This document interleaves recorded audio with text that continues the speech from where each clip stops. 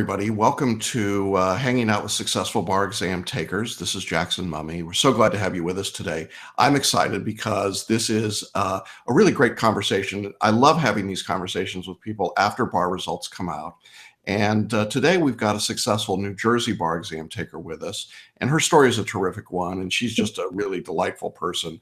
And I'm really pleased that she's taken time out. I think we grabbed her in between a series of activities and events and interviews and meetings. So I'm glad we could steal a few minutes. But I want to introduce you all to the newest member of the New Jersey Bar, Dana Morgan.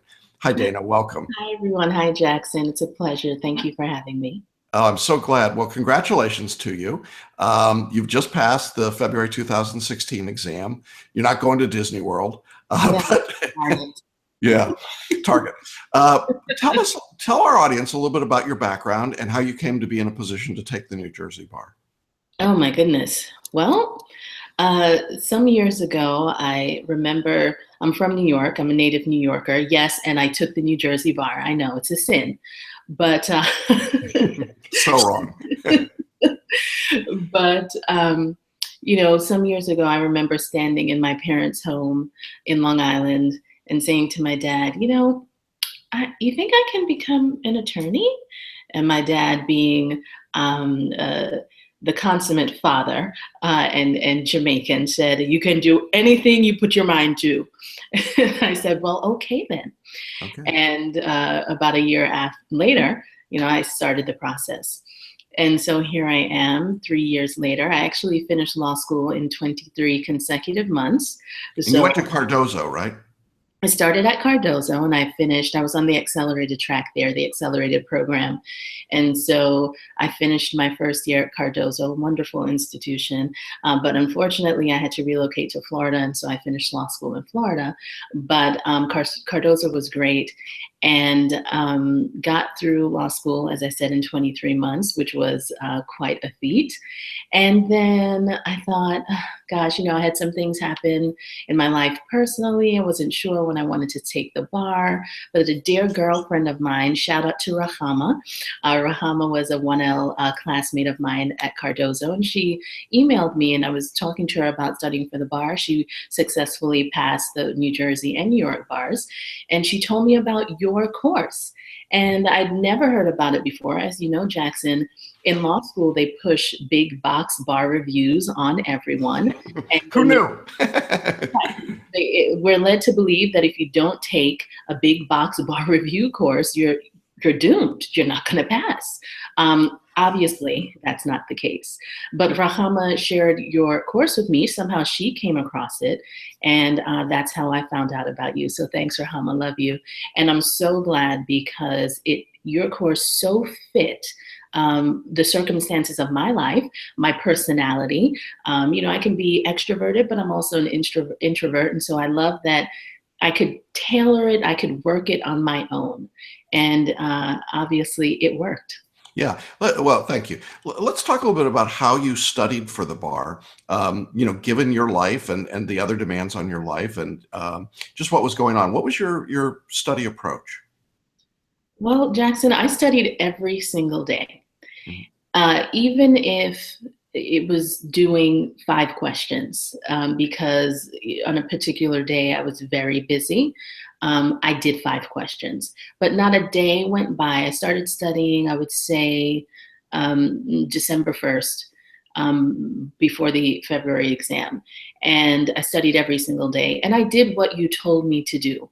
And I think, as you know, Jackson, as you might remember, I had some trust issues, particularly with the idea of, with the multiple choice, which really was petrifying for me. Not the essays, but the multiple choice was just so frightening. And when you told me, Dana, you have to just read the question carefully, pick the answer immediately, I had a real hard time with that because it meant trusting that I knew the right answer. And with all those choices, oh gosh, it was difficult, but I had to let go and really listen to you and trust that you knew what you were talking about.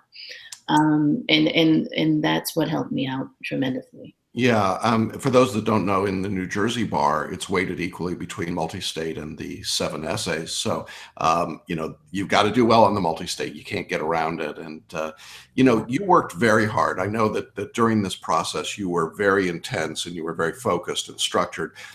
Did you set up your day in advance each day as to what your schedule was going to look like and how you were going to study? Absolutely.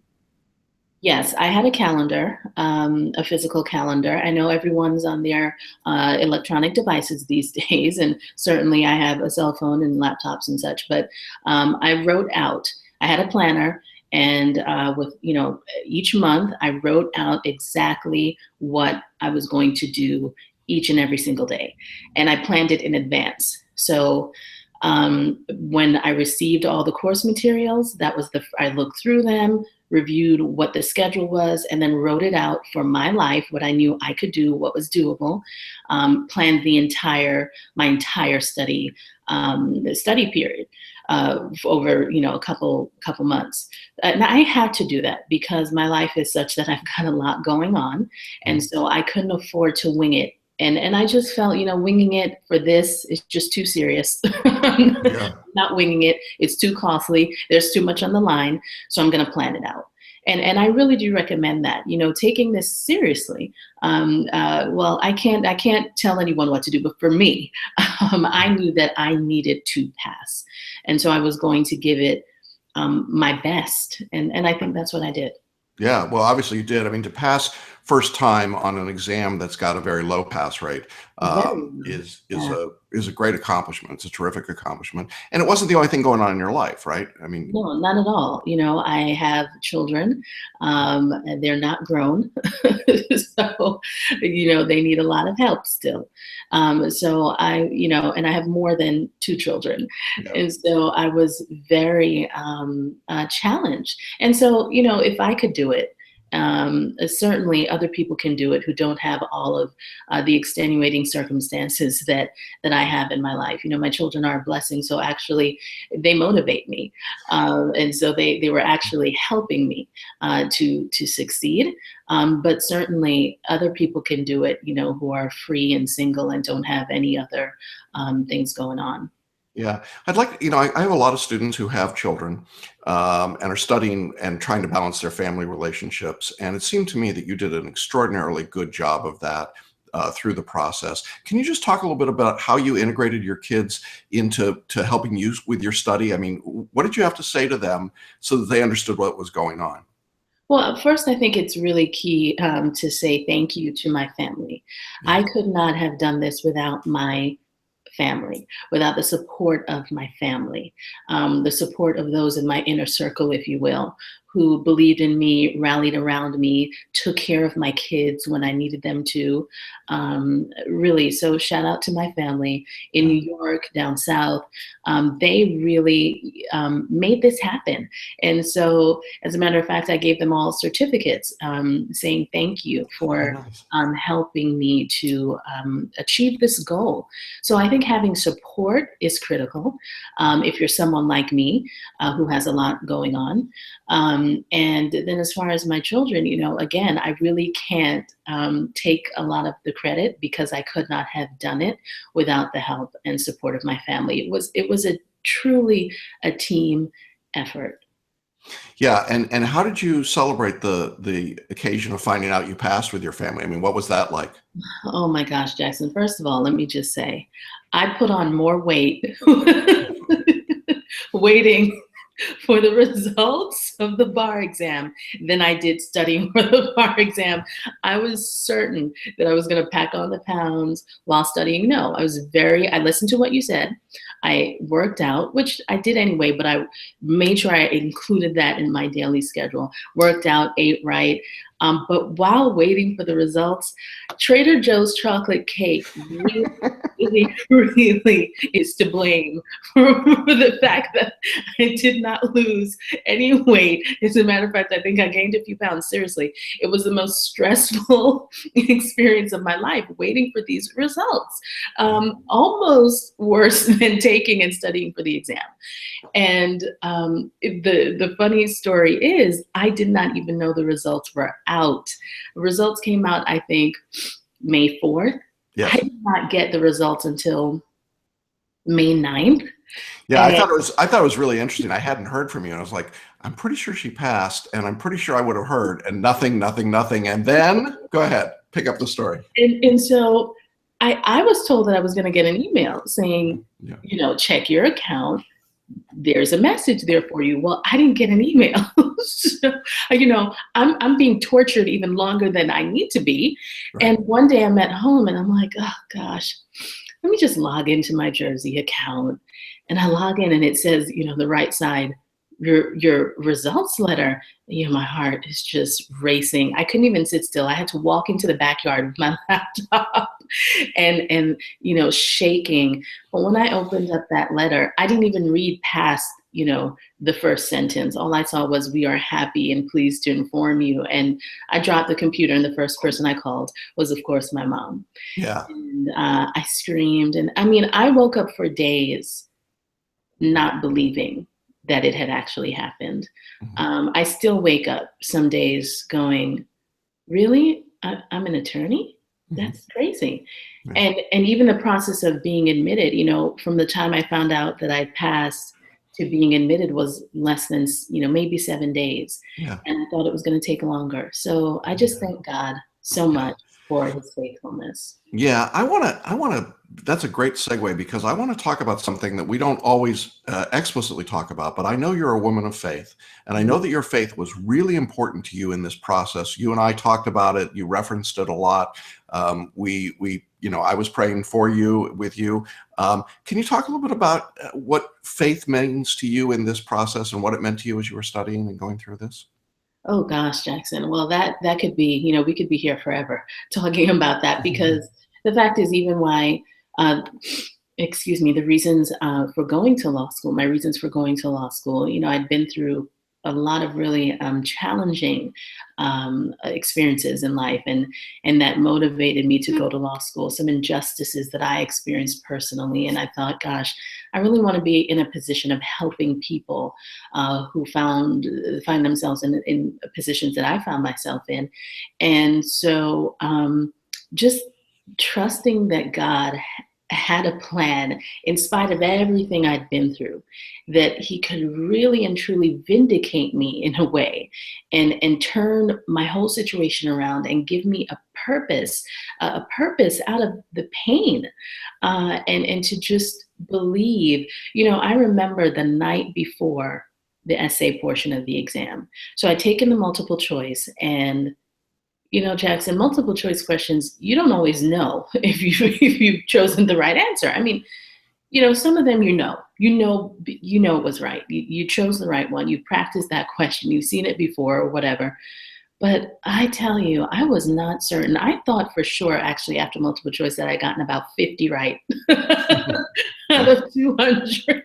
I think you did better than that, but okay, yeah. I was sitting in the hotel room and I said, well, since I've only gotten 50 right out of 200, I have to get 100% on the essays. That's just it. And so I said to the Lord, I prayed a bold prayer. I said, I actually need you to tell me what's going to be on these essays. And I was serious. I said, I really need you to lead me right now in this moment to the topics I need to cram right now. And I prayed that. And Jackson, God is my witness. Every single topic in every single area of the law, all 7, that I crammed the night before was on the exam. Had I not prayed that prayer and believed that God really could answer it and that he heard me, in writing those essays, Jackson, I felt God with me, because every single topic I crammed, I was on that essay, was on those essays covered. And so I know I rocked those essays, and I walked out of the exam at the end of it knowing that, well, if I pass this exam, it's going to be because of today. And surely I know the essays definitely helped me. Oh, that's awesome. That's Yeah. awesome. As you look back on the process now, Is there advice that you would offer to somebody if they were in your shoes, trying to figure out what to do and how to move forward, and faced with the challenge of passing the bar in a tough world where most people don't pass, frankly? What would you say to them if they asked you?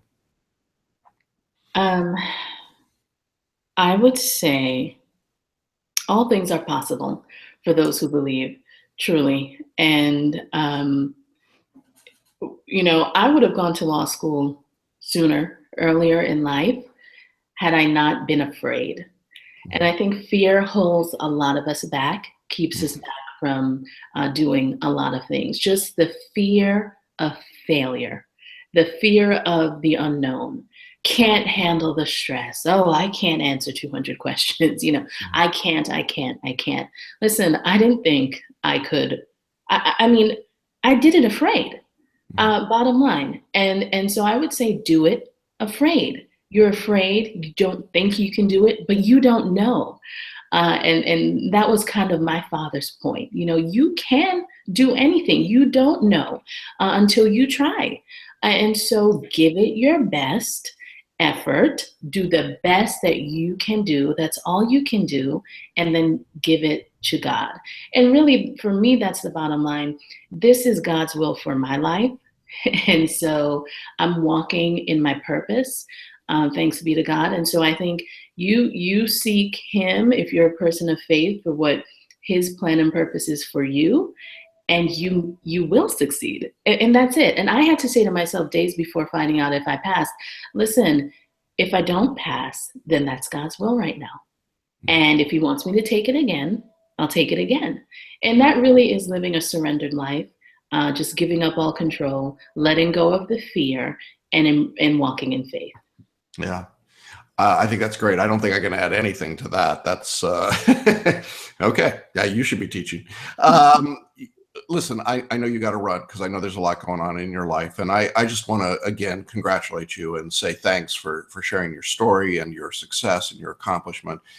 It means the world to me and to our audience to be able to see these accomplishments and successes. You're a wonderful embodiment of what the bar should represent, the kinds of people that should be in the bar, in my view. And I know you're going to be an incredibly successful attorney. You've already overcome so many things. And I really appreciate you giving your time and your story and just sharing a little bit of that with us today. You're on to cool things in New Jersey and to be a member of the bar. So we wish you all the best. And, we'll stay in touch with you and check in from time to time and see what's going on in your life and the cool things that are happening. But again, I just want to thank you for being here. Thank you so much, Jackson. And one more thing, I just want everyone to know, don't always believe the hype concerning bar review courses. Jackson and his staff are wonderful people. They may not have a big box bar review name, but I'm telling you, if you listen to him and if you reject the hype and listen to him and do the work, you can succeed. Oh, cool. Well, thanks. Well, listen, everybody, it's great to have you with us as always. We appreciate your time and listening. And thanks to our guest, Dana Morgan. And we're going to sign off for now, and we'll see you again soon with our next visit with a successful bar exam taker. Bye-bye.